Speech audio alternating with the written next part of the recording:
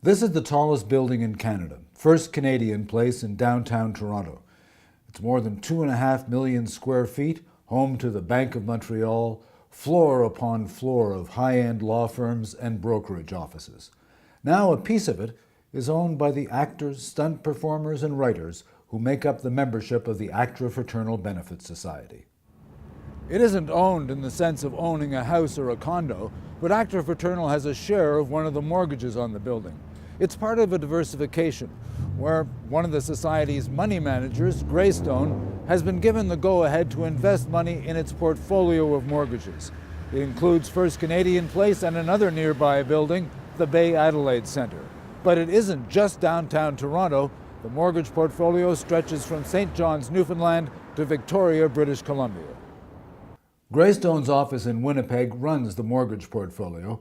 There's an increasing interest from institutions and pension funds in investing in solid commercial mortgages. Greystone says these mortgages are not the type that sunk the world economy 5 years ago. Okay. The ones that caused trouble in the U.S. were primarily poorly underwritten and rated residential properties, but this is a very different subject altogether. We invest in commercial mortgages in the fund, and by that I mean commercially viable properties which are not personal residences but are properties such as retail centers, office buildings, industrial properties, and things of that nature. So generally they are properties which have a value that can be appraised on the real estate market.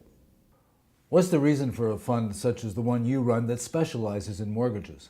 Well, the reason for existence is that investors are looking for a number of things with respect to assets. One of them is a stable long-term income stream, which we can provide through a mortgage fund.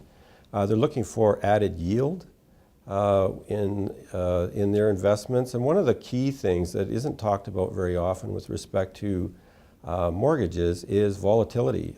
They are a much less volatile asset class than others, such as bonds, which can be more volatile, or stocks, as we've seen in 2008, 2009.